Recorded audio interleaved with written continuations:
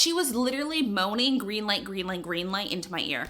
And I was like, and that's enough of that. Hi everyone, it's Shar. Welcome back to my channel, or welcome if you are new here. It is time for us to talk about the books that I've been reading this summer. If you are new here, I spent the beginning of 2025 in a reading slump, and it was only in the summer that I finally got back into a reading mood. So let's just jump into talking about all of the books that I read in June, July, and August. Starting with June. June was a very exciting reading month.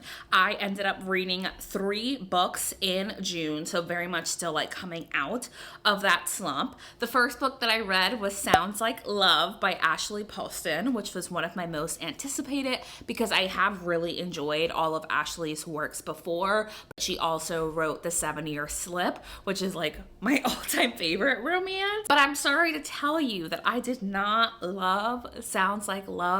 I gave that 3 stars. It's the story of this woman who writes songs for artists. So she's written some of the top hits, and he is a former like boy band member. Think like Backstreet Boys or NSYNC. And they end up being able to hear each other's voices in their head, and they have to write a song together to get the voices out of their head. I don't know if I was really rooting for them as a couple. In addition, I just don't think it was my personal favorite thing. The magical realism element, which is something that Ashley Poston does in all of her books, didn't work for me with the being able to hear each other's thoughts thing. So it was just a 3-star book for me, which was disappointing. However, I then read Alicia Thompson's book, Never Been Shipped.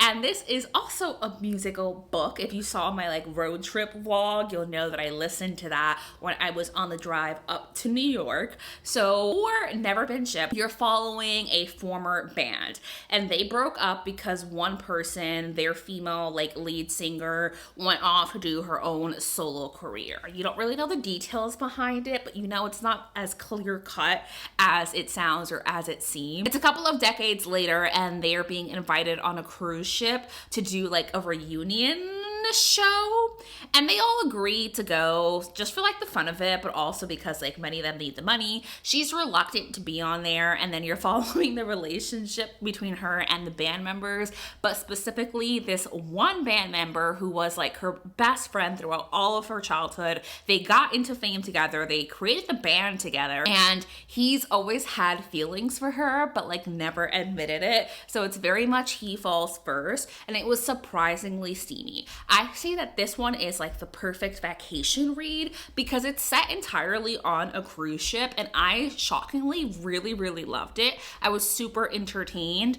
The one like nick for me was that I hated her ex. But to be fair to Alicia Thompson, you're supposed to hate her ex. He was a piece of shit, and she did an immaculate job of portraying that. So then the final book that I read in June was Dream on Ramona Riley, which is a sapphic romance. Wow, I had a Hollywood fame theme going on in June apparently. Dream on Ramona Riley is a story of Ramona Riley, who is a waitress in a small town. She's had to care for her sister because her mother left and her father needed help. So she's really done all the raising of her little sister, and she feels like she's stuck in this small town. She's always wanted to be a costume designer, but she wasn't able to pursue her college dreams because her family needed her.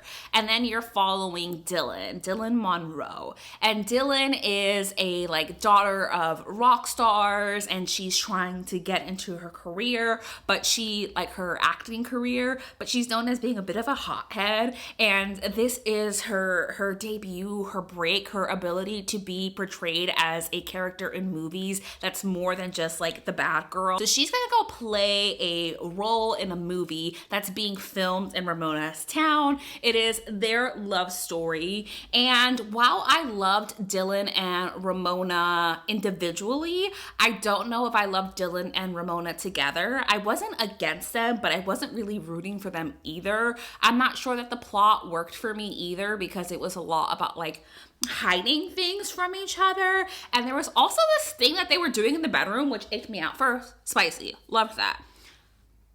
Why was their safe word green light? She was literally moaning green light, green light, green light into my ear.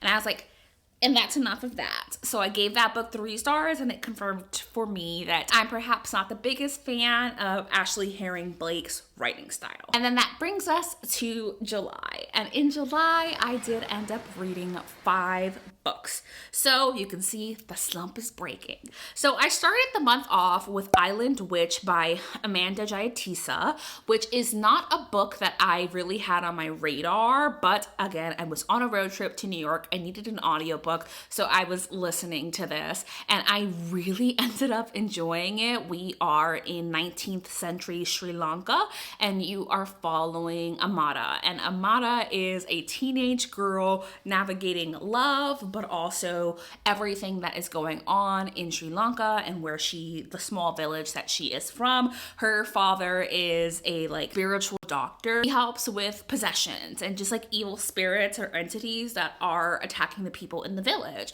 But with colonialism and the British that have invaded, people are turning to Christianity, and so they've turned against Amata and her family, and you're following that story as Amata comes to believe that she perhaps is possessed by something because of the weird dreams that she's been having, and also the people in the town, men specifically, going missing or being attacked in very violent and gruesome ways, which she's dreaming about. So it is a really fascinating psychological story if you're interested in things like possession and spirits, but also the way that the author talks about colonialism and just all the things that are going on in Sri Lanka at this time was really fascinating as well.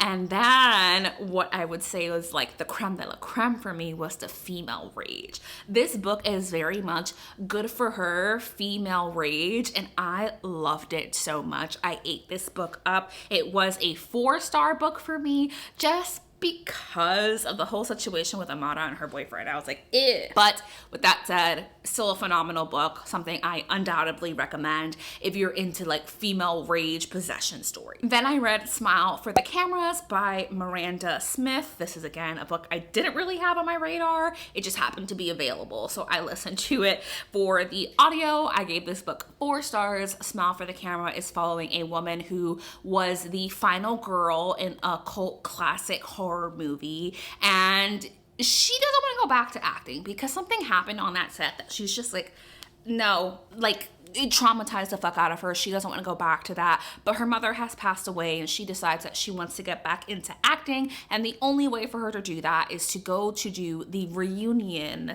show, the documentary that's being made about that horror movie where she was the final girl. So she's suddenly reunited with all of the cast and crew who some know and others do not know what exactly happened on that set all those years ago. While many aspects of what was actually going on here were pretty obvious to me, to the point where I was like, girl, if you don't stop spelling shit out for us, you are literally spoiling your own book, because I know exactly what's happening. Outside of that, it was still really entertaining. And I've come to know or realize that this is an unpopular opinion apparently, but I thought it was entertaining. I had a good time. It was pretty silly goofy, and I love a silly goofy horror. With that said, it's probably a 3.5 4-star book for me. It isn't the perfect read, but it got the job done. And then I read Dead 11 by Jimmy Giuliano. And Dead 11 is an interesting one because it's about an island that is stuck in the year 1994. Not literally 1994, but people live like it's still then. They watch the O.J. Simpson case every single day. Technology hasn't moved forward. They're not allowed to change how they dress. And you are following a man whose sister visited this island and then went missing. And he is trying to track her down and trying to figure out exactly what happened to his sister. I enjoyed this story overall. I thought it was creepy and unsettling, but my takeaways from that and why I didn't fully enjoy it is that I thought it was a little bit slow in a boring way, and that the slowness wasn't adding tension or suspense or any kind of unsettling feeling to the story itself. So it just kind of made it hard to navigate and get through. Plus, with how it ended, required such a suspension of disbelief, largely because it wasn't explained how our big bad, our person, would have had that kind of power. I do have a reading vlog where I read this book. If you're interested in like seeing my full thoughts, I'll have that linked. Otherwise, you can just know I gave this book about 3.5 stars. A shocking twist. I ended this month with a 5-star read with Home is Where the Bodies Are by Geneva Rose. I picked this book up because it was narrated by one of my favorite audiobook narrators. I wasn't expecting much, but I was truly very, very entertained with what was going on. I wouldn't say it was like extremely unpredictable, but the strength of this book is actually its character work and how well developed each one of the characters are. They felt so real and vivid to me, but also as you're trying to like navigate exactly what's happening, by the time everything is actually revealed to us at the end, I can't say it was shocking, but I can say I didn't see it coming, and it was a situation where I was like, how did I not know that's where this was going? But still, it was a 5-star read. It was the book that really helped me come out of my reading slump. I lied. I didn't end July with a 5-star read because I read one more book for my own book club. So I have a book club called Real Hot Girl Lit with me and my friends. Our book this month was Gate to Kagoshima by Poppy Kuroki, and this was a 1-star read. This book was so bad, I don't even want to waste time talking about it. It was trash. It was hard to follow. That was aggressive. I'm sorry. I hated it. I hated it in every way possible. So we're gonna move on to August. All right, let's talk about the books that I read in August. So August, we keep the trend going strong. I finished 5 books in August, and let's just get into it. Let's talk about it. So I started the month off with Where You're Planted by Melanie Sweeney, and this is a story set in Texas. So a woman and her young daughter kind of lose everything in a hurricane that kind of floods their home, and she is a librarian. She definitely loses the library because they're not willing to like renovate or fund it, but they give her a temporary building in a garden. And the garden belongs to a man who actually rescued her and her daughter from the flooding, and she just doesn't really like him. They got off on the wrong foot for sure. She feels a lot of shame, and she's not into this man, but she can't deny that she's attracted to him. He's very much like rugged outdoorsman who's like really quiet and reserved, and she's like the sunshine librarian who's just like happy-go-lucky, but internally feels like she's irresponsible and that she's failing at life. And you're following this love story. And it really was just like so sweet and wholesome. It's single mom. It touches on a lot of topics. I think, again, the strength of this is the character work, but it was also about recovery and how you choose to piece your life back together after unexpected circumstances. And I really enjoyed it. I gave it 4.5 stars, but I can tell right now that this isn't a book I'm going to like vividly remember for longer than like this year. So the next book club pick for Real Hot Girl Lit was Curvy Girl Summer by Danielle Allen. This is the story of Aaliyah, and Aaliyah is a plus-size woman trying to re-enter the dating world. She had her heart broken, and she's also trying to navigate the grief that she is feeling from losing her sister, who passed very unexpectedly in a very traumatic way, and her 30th birthday is looming. So she ends up going to this new restaurant slash bar for a blind date where she is ultimately stood up. However, the bartender there, I don't remember his name, but he's there, and they immediately have banter, and they just develop this really strong friendship, and you're just following the dates that Aaliyah is going on here, while she also starts to have feelings for the bartender. Let's start with the positives, right? The writing was great. I loved the characters. It was so descriptive. I could very clearly picture everything that was happening in the book. I loved Aaliyah as a plus-size character. Characters themselves were just like so rich that they felt like real people, which was also the fatal flaw, because Aaliyah was annoying. My girl was annoying. She could not communicate to save her fucking life. She jumped to assumptions, and then she was so certain that she was right that she wouldn't even think to have a conversation about it. In her mind, her way is the only way, and her view is the only view. And because she's right about everything, it was annoying to read about. That was a consensus for our book club as well. As much as we loved the hero and we loved the hero and Aaliyah together and thought the writing was great and the sex scenes were super sexy, very, very steamy, Aaliyah herself as a character was deeply frustrating to read about because she couldn't fucking communicate. Damn, was my girl allergic to a conversation. So then I continued the month by reading Room for Two by Lana Ferguson. I wanted a quick read, so I had the novella of this. It was like 2 hours or something like that. So you're following a man who goes to this party on the beach, even though he really fucking hates the beach, and he ends up kissing this girl, and he doesn't forget her because they have like a very memorable conversation, and he's like, oh, I'm in love with her. But she has a crush on him, and the thing is, he also has a crush on her, and again, they're in the same friendship circle, so each of their best friends decide that they're going to set them up on a blind date together. Here's the catch.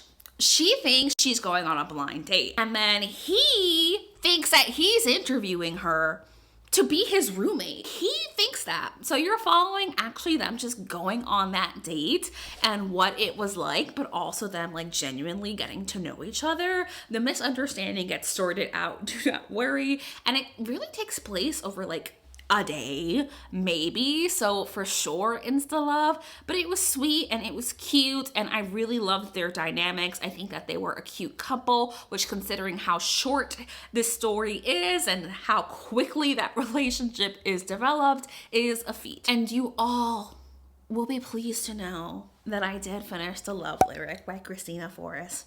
I've been talking about this book all year. So The Love Lyric by Christina Forrest is following the story of Iris, and Iris is a single mother. Her husband passed away and she's left raising her young daughter, and she works for like PR at this makeup company who's trying to recover from a scandal.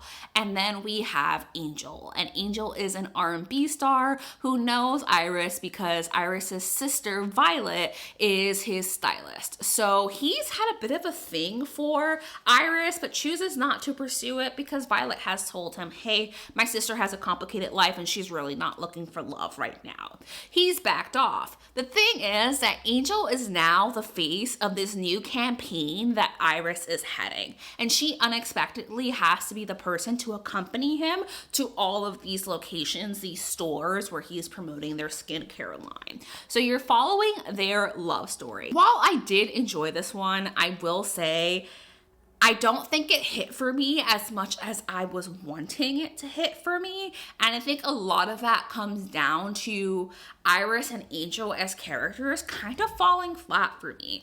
They felt like characters in a book as opposed to people in real life. And I'm not sure how we would rectify that. In addition, them going on these tours, I thought more would happen while they were there. And while I was happy for them and their love, I didn't understand how Angel and Iris were a match. Like, I understood it in terms of their values, but not in terms of their characteristics, nor was it really communicated via their interaction. But I do finish off August with a 4.5 star book, and that's Love at First Sighting by Mallory Marlowe. Let me tell you, the pitch for this one is fucking funny.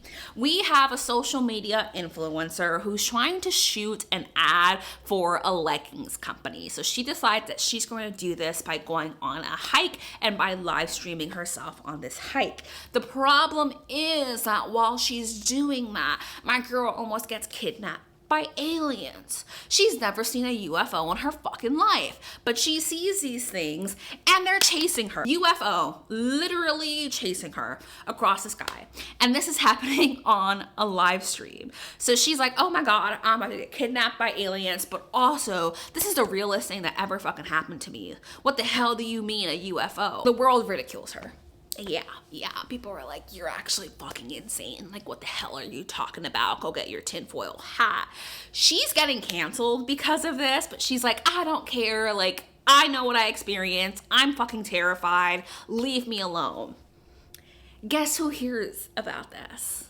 That's right. If you guessed the FBI, you are correct, because the men in black, the literal men in black, are like, oop, and that's a real alien encounter, and so we're going to pretend this didn't happen. Now, they don't have those little sticks that erase memories. No.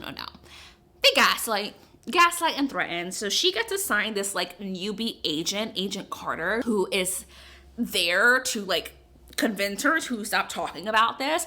But the thing is, Carter also experienced the very same thing when he was a kid, and he decides that he's going to provide our heroine with some reassurance. He's going to try to comfort her. And long story short, they end up trying to look into this conspiracy theory around the Men in Black. It's very entertaining. It's super suspenseful. It's silly goofy in terms of just like the humor. It is very well told. It's incredibly descriptive, has fantastic imagery, and I was having a damn good time. Like that chase scene in the end, I was like, what the hell is happening? It wasn't better for me than the first one, but it's because I'm not as into aliens as I am into like cryptids, but I still think it was a phenomenal story for what it was. If you like suspenseful things, it was really entertaining. So with that said, besties, that is the end of this video. Thank you so much for watching. I hope that you enjoyed. Let me know what your favorite book of the summer was and what you're looking forward to reading this fall, and I will see you in my next video. Bye!